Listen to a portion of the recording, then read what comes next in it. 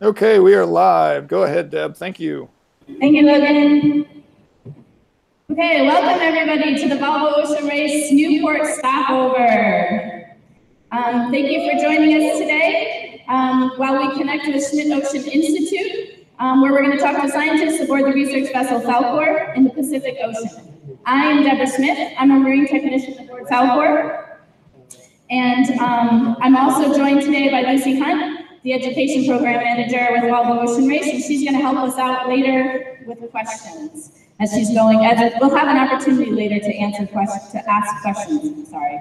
First, I'd like to thank 11th Hour Racing, who is our founding principal partner with sustainability for the Volvo Ocean Race. They established strategic partnerships with the sailing and maritime communities to promote collaborative systemic change that benefit the health of the ocean. They are connecting us today with Schmidt Ocean Institute, a nonprofit co-founded by Wendy Schmidt, for the goal of advancing the frontiers of ocean research and exploration through technological innovation, sharing of data, and operational support. The research vessel Falkor was launched in 2012, and it has been mapping and doing all sorts of ocean research all around the world for the last 5 years. It's approximately 83 meters long. Does anybody know how many feet that is? 274. Oh, we have an inside answer. Yes, 374. With a crew of about 24 and 17 additional spaces for scientists, educators, students, and artists. Falkor is currently located in the Pacific Ocean, about halfway between Hawaii and California, in an area called the White Shark Cafe, which is why all of you are joining us today. The White Shark Cafe is also a potential World Heritage Site. The United Nations Environmental Program has recognized the potential importance of this region and is potentially going to classify it as a World Heritage Site soon. I'd like to turn it over to Dr. Block, who is joining us on Falkor, and so she can tell us a little bit about why sharks migrate to this area, why it's called the White Shark Cafe, and some of the technology that they're using on this current expedition, as well as what they might have found so far in the expedition.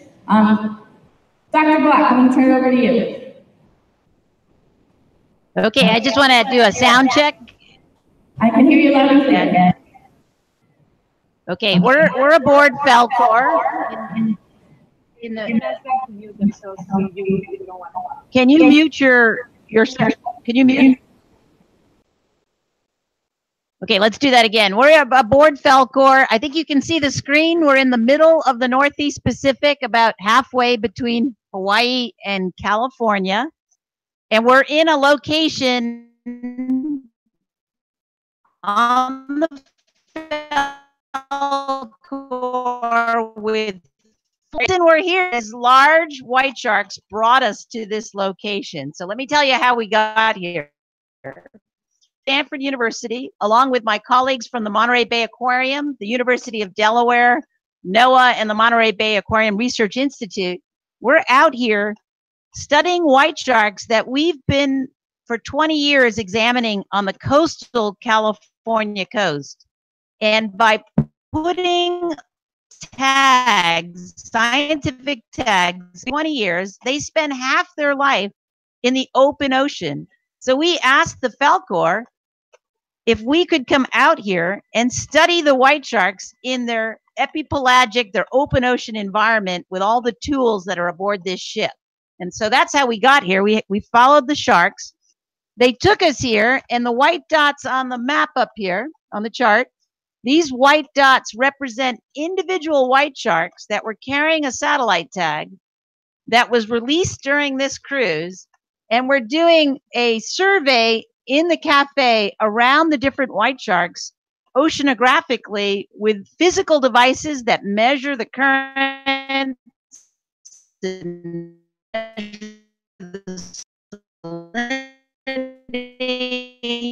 wildlife that's in those systems, such as the deep tows, might allow us to see open ocean animals down deep.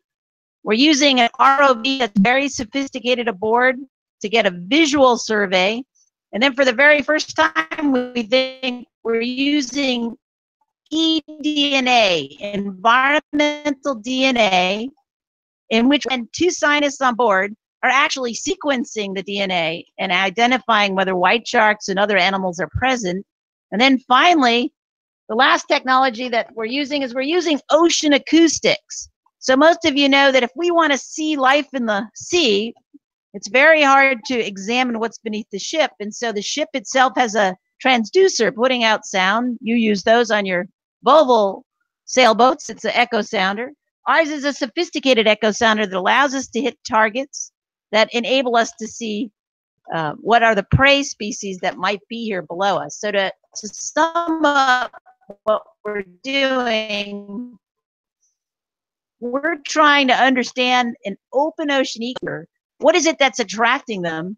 And we know that the white sharks from their diving patterns are going into what we project. We call this the peanut butter layer of the ocean, an area that's very nutritious. And we're not really sure the white sharks are feeding in this area. They may also be visiting each other in this area. But there's enough food here that we think that it might attract other predators like big-eyed tuna that the white sharks might also target. So I'm going to turn you over to this map over here. And you can see the White Shark Cafe as this square right here. And I want to show you something that we're just releasing today for the very first time. This is a white shark called Tiller in the White Shark Cafe right at this location. And we've just decoded the tag. So for you sailors out there, you might ask, how do we know where a white shark is on the planet? And the way we're doing it is with old-time astronomy. We take a tag, an instrument that's on the white shark. It measures sunrise and from the sunrise and sunset in time, we can calculate its longitude in relationship to Greenwich and its latitude. So every point is a probability of position that's quite accurate. And we can see that the white shark left this square right near where I live in Monterey and came down in the winter months to where we are now and was moving around in the cafe square and then eventually wandered out and then came back in just as we arrived. It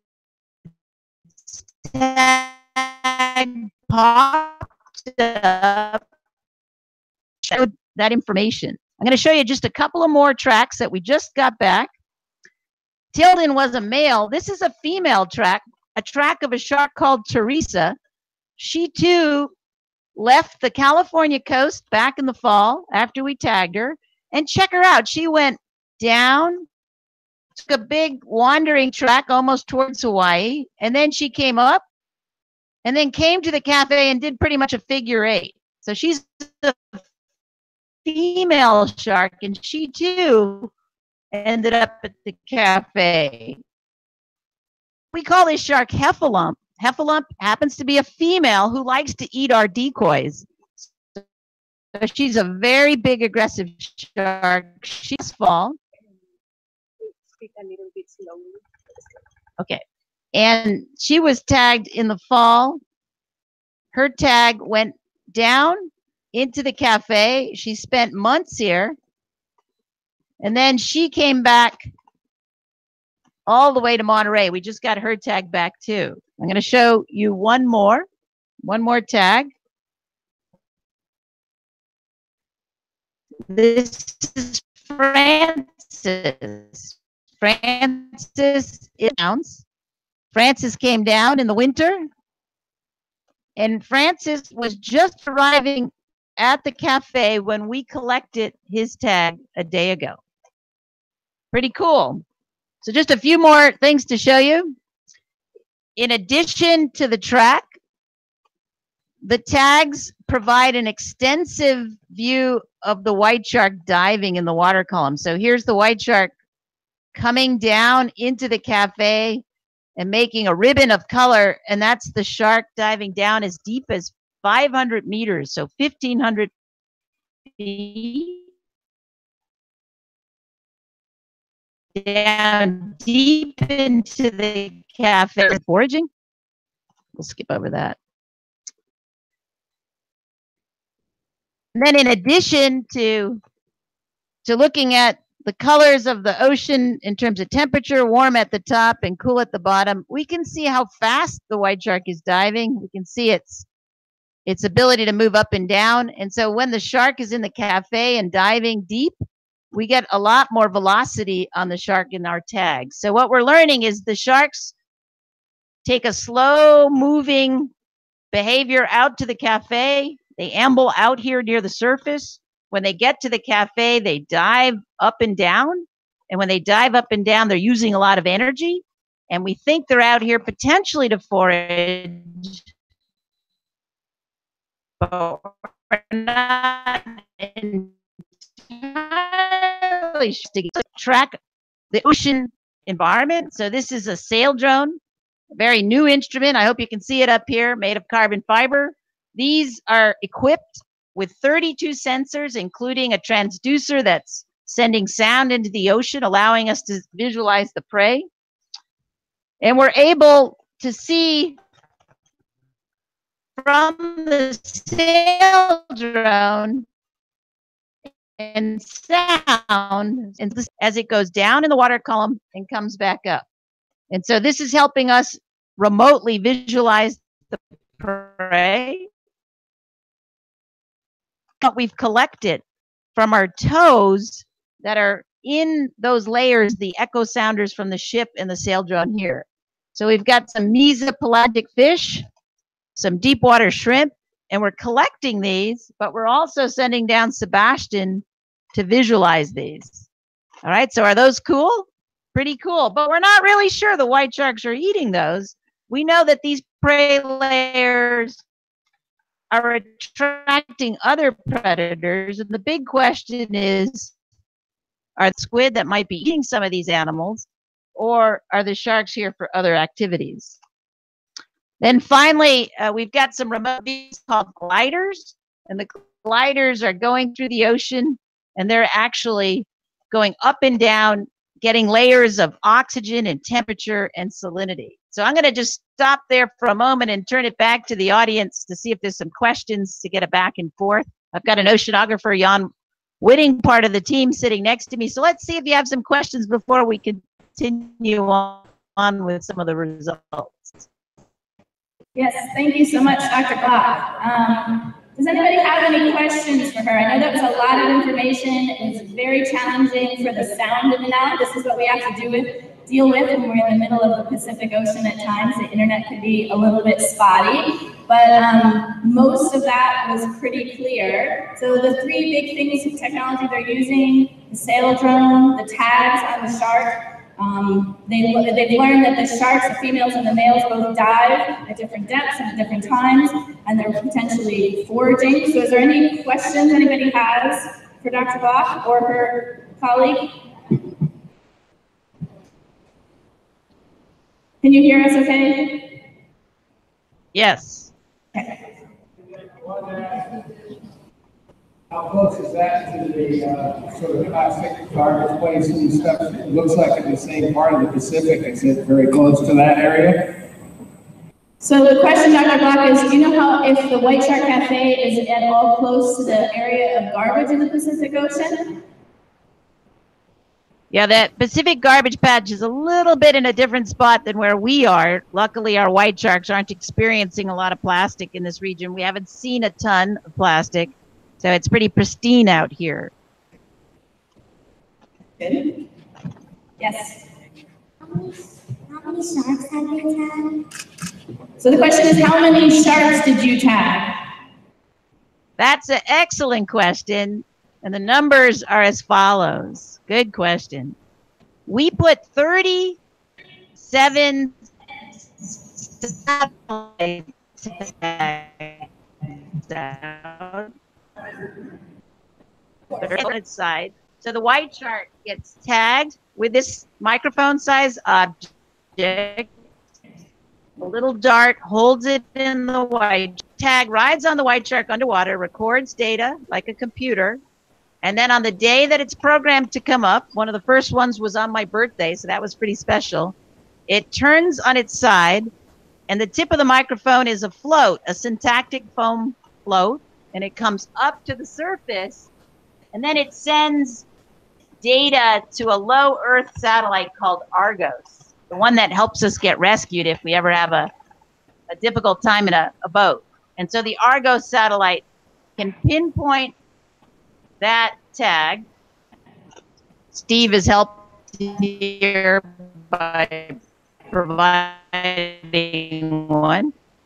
And that tag then the trip. We're having a big Easter egg hunt for white shark tags. We take the whole ship, and when it's sending a radio signal, we're in on that radio signal with a lot of different tools, and then our eyes with binoculars can see the small tag barely floating, and we collect it, and then we get the data back. So 37 were put out, and we've got about 22 in the cafe area. 2 sharks went to Hawaii. They decided not to play with us. One of them went to French Frigate Shoals and was right where monk seals hang out. That was pretty cool. We also have acoustic tags on white sharks. They emit sound. They say what numbers, and those tags, there were about, I'd say about 25 that were put out. And they're out here somewhere, but it's very hard to pick up sound in the ocean. So we're very fortunate that these satellite tags work so well and send their data home. All right, another question. That was a good one. Great, thank you so much. Anybody else? Question here? So the question is, why did you tag the sharks? Well, we tagged the sharks because we're on this extraordinary platform called the Falcor, and by tagging the sharks, we were able to zero in. If you look up on the screen, hopefully you can see it. We started in Hawaii, and we sailed along the blue line 1,300 nautical miles, and then we've been into the heart of the cafe following the white shark tag. So as they popped up when we began, I got a little worried on the first day. And I'm now really pleased that we have over 20 in the box or on the box outline. So we know there's a place the white sharks know about. We call it the White Shark Cafe because just like a cafe, the sharks are going to meet and greet. We're not sure if they're there just to eat, but they're interacting with each other perhaps. And this cafe is a real place. And by showing it's a real place with the tag technology, we can help to protect it in the future. Excellent question. Great, thank you so much. I'm just going to point out to the audience real quick, Dr. Block, we actually have your map live here on the screen. So the line that she's talking about is this turquoise blue. That's the Falcor's track, so where the ship has gone so far. So the star is where they're located now. The green line is the sail drone, and the little white lines are shark tags. So this just gives you a little bit of reference of the type of data that they're actively collecting. So in the tag, I think some of you might have seen the video in the beginning, that small tag that was in the video is what she's talking about. That was attached to the shark, and it releases to the surface, and then they can collect it back and get more information from the tag. Let's see, we'll take another question. I think, sorry, here, hold on. You mentioned that one of your decoys got eaten. I was wondering if you could tell us more about your decoys. So did you hear the question? Do you want to repeat it? Lost connection. No, we can hear you. Okay, so the question was, you had mentioned the decoy might have been attacked or eaten. Can you talk a little bit more about that? So I put up a picture of a decoy and a shark. So when we tag the sharks, if I understand the question, we actually do it uninvasive, about 23 foot, and we put out a decoy. So imagine this, all you children in the audience, you take a piece of it up like a seal, and you give that seal shape a very nice float to make it look a little fat, and you put it at the end of a rope and you stick it in the ocean where there's some white sharks, and occasionally you'll get a scene like this.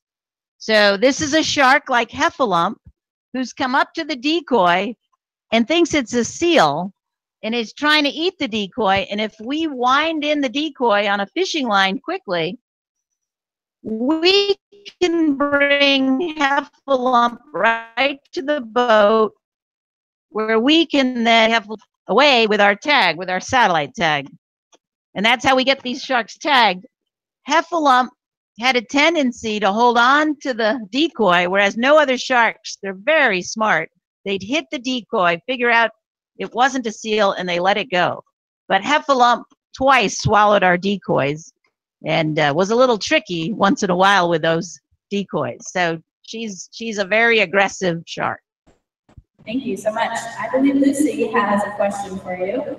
Yeah, so I'm a marine biologist in Ireland, and in Ireland we study basking sharks with the same pack tags, and we've seen them go transatlantic from Scotland to over to Canada, that distance transatlantic. So I'm just wondering, what's the longest distance you've seen your gray white sharks go in the Pacific so far with your tags? Yeah, excellent question, and I'd like to answer it as follows. Sometimes on the planet we forget how big these oceans are, and so the Pacific is quite a bit bigger than the Atlantic. And so what happens is when a shark leaves California and goes to French frigate shoals, as they did on this particular voyage, that shark is now traveling the distance of the Atlantic Ocean. So we've had a shark go as much as 2,500 nautical miles and then one all the way to the Emperor Seamounts. So the white sharks in general in the North Pacific are a population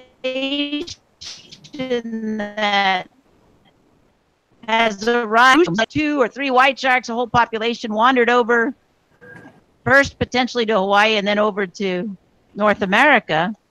And now what they're doing is doing this migration in which part of the year they're using coastal resources such as seals along the coast. And the great mystery is that half the year they're in the open. California to the Hawaiian archipelago is the equivalent of going transatlantic. So about 2,000 to 3,000 nautical miles, depending upon where in the Pacific along that archipelago they go. What's amazing is they always come back. Our team is keeping track of the white sharks by taking a picture of their dorsal fin when they get close to the boat. And every white shark has a unique dorsal fin. It's like a fingerprint. And if you go to the Meet the Sharks page at whitesharkcafe.org, you can see Tilden's dorsal. Our scientists, by identifying that dorsal fin every year, can keep a census of how many white sharks are present along the California coast. Great, thank you so much. Dr. Buck, I was wondering if Bruce could tell us a little bit about the sail drone and how it's autonomous and how it sails, how you program it. You know, we have a bunch of sailors here, and they actually have to do the work to race the boat, where this instrument is out on the open ocean all by itself. So I was wondering if you could talk just a couple of minutes about that. Yeah. We have it here. So basically, I'm going to turn it over to one of them to explain the sail drone. I'll just say this. It's really an up-and-coming technology. It's here. It's autonomous, and it's extraordinary, and we're very, very lucky to have 2 on our mission. So Jan's going to say a few words about the sail drone. You put up the picture. So, yeah, it actually comes to Jenkins, whose startup company, is making them in San Francisco. His original vision around the world, and he did some really interesting research, actually, in a desert situation, trying to figure out how to guide and how to steer the sail, which in this case, it's actually not a fabric sail, it's a rigid wing-looking apparatus that just rotates, pivots around a carbon fiber spar. And so the sail drone has two different ways it steers its surge, and the other one is a really conventional rudder in the place that you'd expect rudder to be. So as he was developing this, people approached him and said, hey, that's a really interesting platform. It moves by renewable resources. It's autonomous. What if you started putting some scientific instruments on it and send it to places where otherwise boats don't necessarily go? And from that little idea sprung this enterprise. These drones have gone to Alaska. They've gone from San Francisco to the equator and back. And what's really neat about them is that we can program them on a real-time basis. So here on Falkor, Barb and I can look at a software interface where we see what the sail drone sees in real time. For example, the acoustic signature of the sea below it, right there, what is in the water column. It also measures things like how much plant life there is in the surface ocean phytoplankton, and ocean currents as well. And you can configure them in very different ways. So if there's a mission that you'd like to perform, they can be outfitted in different kinds with different kinds of gear. You noticed probably panels, and those solar panels are what power the scientific instruments, because obviously the sail drone doesn't need wind to move. So that's about a really neat technology, and you'll hear more about it in the years to come, I'm sure. Great, thank you so much.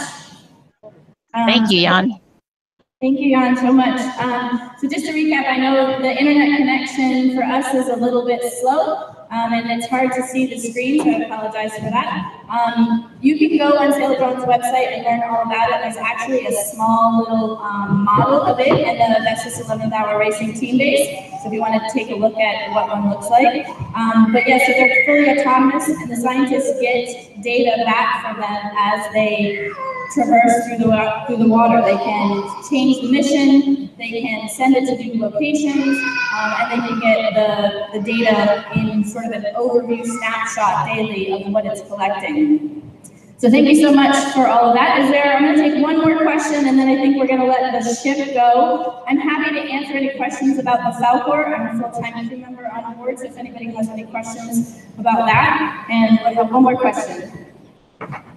So the things that touch a shark, they only stay on for 5 months. So how long do they actually stay within the cafe for before they go back to California?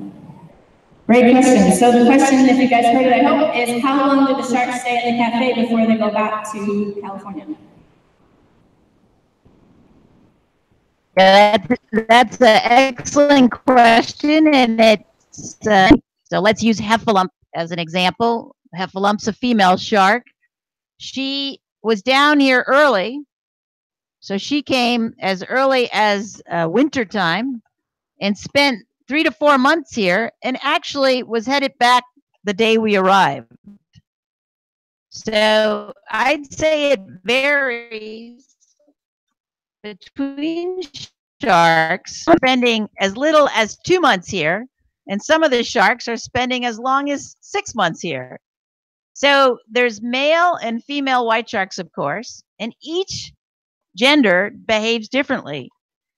So the males tend to hang out, and the females tend to. What's exciting to me is there's a place in the ocean we didn't know about, and the technology we've placed on white sharks took us here, and now we've been exploring with the Falcor, and what we've discovered is it really is a cafe.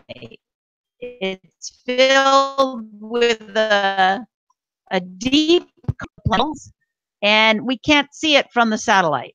And so once again, the mystery is that why sees what makes it a hot spot that animals would come to here in our blue Serengeti. And we've found that once we're here, the animals took us to a place that has squid, it has big-eyed tuna, it has lots of little animals that everybody could feed on. So there really is a place to stop here, but we would not have known about it if it wasn't for the white sharks showing us this place.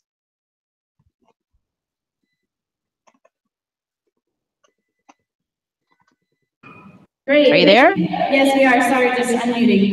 Thank you so much for joining us today. I'm going to actually turn over to Lucy Hunt, who is the Education Program Director here at Volvo Ocean Race. Hello. How are you doing? Lucy's going to talk a little bit about Volvo Ocean Race's program, and then we're going to let the ship go. And if anybody has any more questions, and then we can play another video if people are interested. But we'll let Dr. Glock and her team get back to work. Yeah, thank you. So thanks everyone for coming to see the White Shark Cafe. It's been great to learn from the scientists on board, and amazing to see the work that they're doing over there with the great white sharks.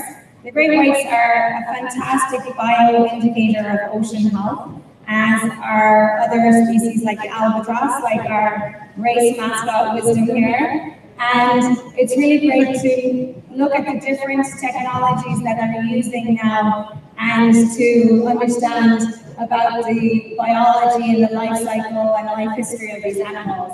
So I wonder, does anyone know how much of the ocean has actually been explored, estimated? So it's about 5 to 10% of the ocean has actually been explored. So thankfully we've got this fantastic equipment that's on Falcor now, helping scientists to explore the ocean. And nearly every day we're discovering new species in the ocean due to these massive moves in technology. So it's really great. The Volvo Ocean Race Sustainability Program's main focus is ocean health and marine plastic pollution. You'll see around the race village, we've got a lot of evidence of us trying to reduce our plastic footprint, make impact, and leave a positive legacy through our education programs, through our science programs. And I'm here after we hang up to answer any questions that you may have about the education program and about the sustainability program. But I think we're going to let the ship go. Thank you very much. On board. Thank you.